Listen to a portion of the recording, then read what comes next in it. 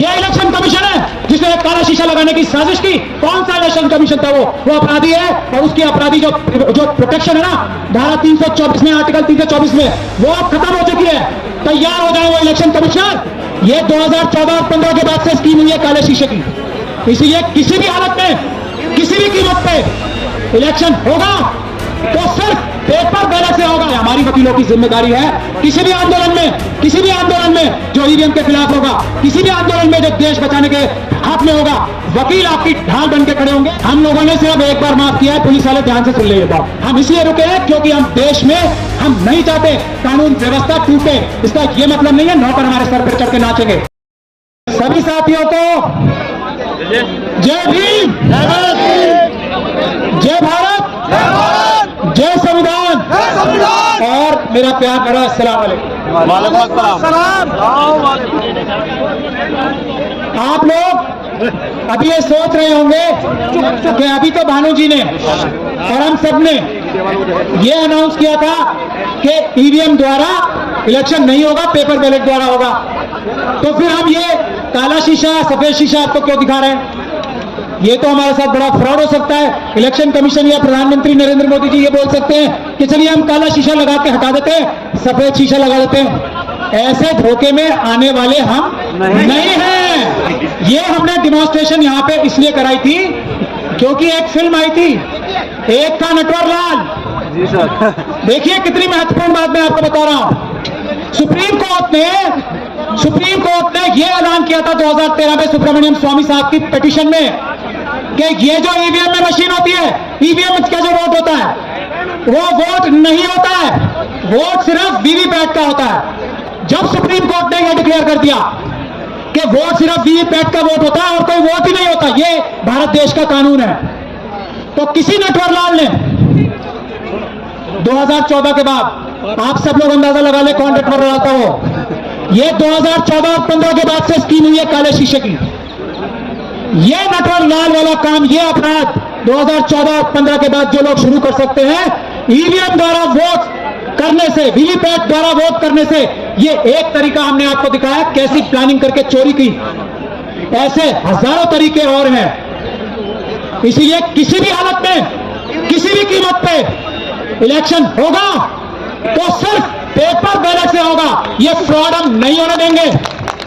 ये election commission है जिसने काला शीशा लगाने की साजिश की। कौन सा इलेक्शन कमीशन था? वो अपराधी है, और उसकी अपराधी जो प्रोटेक्शन है ना, धारा 324 में, आर्टिकल 324 में, वो अब खत्म हो चुकी है। तैयार हो जाए वो इलेक्शन कमिश्नर जिन्होंने ये काला शीशा लगाया था फ्रॉड करने के लिए, वो तैयार हो जाए, उनके खिलाफ मुकदमा दर्ज कराया जाएगा। पहले अभी अभी अभी आप देख लीजिए, ऐसे हम बेवकूफ नहीं है। एक हम बचपन से नारा लगाते आए हर इलेक्शन में, मोहर लगेगी किसी भी जगह, वो नाम नहीं लेना है, मोहर लगेगी की जगह बटन दबाओ। बेवकूफ है जो बटन दबाना चाहते हैं। हम तो मोहर ही लगाएंगे, मोहर लगाएंगे और पेपर बैलेट पे मोहर लगाएंगे। जो भी मना करता है हमारी पुराने नारे को, वो देशद्रोही है, वो आतंकवादी है, वो भारत का संविधान खत्म करके पार्लियामेंट खत्म करना चाहता है। यहां मोहर लगेगी, बटन नहीं दबेगा। ध्यान से सुन ले। अब मैं प्रैक्टिकल बातों पे आता हूं। ये कोऑर्डिनेशन कमेटी के एक छोटे से मेंबर की हैसियत से, भानु जी, हम सब जितने भी लॉयर्स हैं, सबसे पहले मैं उनसे आह्वान कर रहा हूं, ये जिम्मेदारी इस आंदोलन की ढाल बनने की हम लोगों की है। और उस तरफ से हमारे ही देश के ये खाकी वाले लोग हैं, आधे मन से या पूरे मन से हम पे हमला करते हैं। हमारी वकीलों की जिम्मेदारी है किसी भी आंदोलन में जो ईवीएम के खिलाफ होगा, किसी भी आंदोलन में जो देश बचाने के हाथ में होगा, वकील आपकी ढाल बन के खड़े होंगे। और ये पुलिस तंत्र जो चल रहा है वो हम नहीं होने देंगे किसी हालत में नहीं। तो बिल्कुल निडर होकर बाहर आओ, पुलिस से मत डरो, पुलिस आपकी नौकर है। कल जिस तरीके से हमारा अपहरण किया गया था, हम लोगों ने सिर्फ एक बार माफ किया है, पुलिस वाले ध्यान से सुन ले ये बात। एक बार माफ किया है, वो भी भानु जी के कहने से, और डीसी कपिल साहब ने सबसे मनवाया। मैं इन लोगों से नाराज हूं, लड़ भी रहा हूं इनसे, लेकिन ये बड़े हिस्से के लोग हैं और मैं इनकी इतनी इज्जत करता हूं कि मैं इनके आगे सिर झुकाने पे मजबूर हूं। एक ही बार पुलिस वाले सुन ले। कल जो हमारा अपहरण किया था ना, एफआईआर में दर्ज करा था मैंने, जामा मस्जिद वाली एफआईआर करानी है जैसे मुझे अवगत किया था ना, तो ध्यान से सुन ले। नौकरों का काम है संविधान के हिसाब से काम करना। ये जो आपने बैरियर लगा रखे ना, भानु जी ने जब ये गारंटी दे दी, ये किसने बैरियर लगाए यहां पे?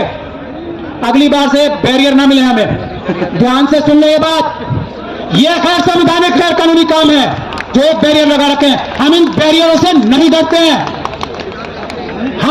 हम संविधान के रक्षक हैं। हम इन बैरियर की वजह से यहां नहीं रुके हुए हैं। ध्यान से सुन लें, अमित शाह साहब भी और बाकी सब भी लोग, हम इसलिए रुके हैं क्योंकि हम देश में हम नहीं चाहते कानून व्यवस्था टूटे।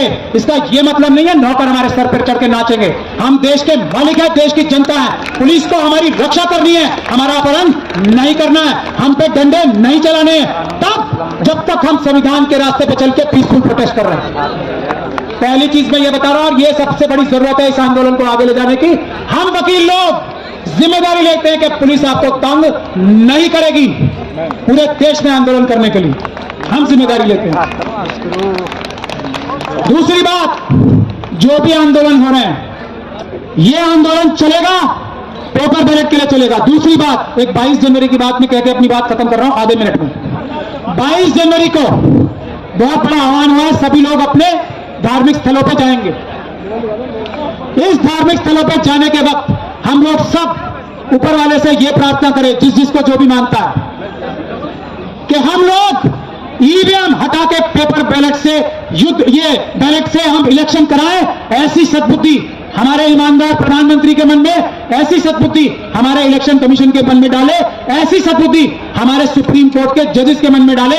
ये हम चाहते हैं कि हर एक व्यक्ति 22 जनवरी को ये अपने अपने आराध्य, अपने अपने रिस्पेक्टेड, जिसको भी वो ऊपर वाला मानता है, ये प्रार्थना भी करे। और जो लोग इस प्रार्थना को नहीं सुनते, उनको इस दुनिया में भी और आने वाली दुनिया में भी सजा दे ऊपर वाला। ऐसी हम गुजारिश और रिक्वेस्ट करते हैं, सब लोग ये प्रार्थना करें। बहुत बहुत धन्यवाद।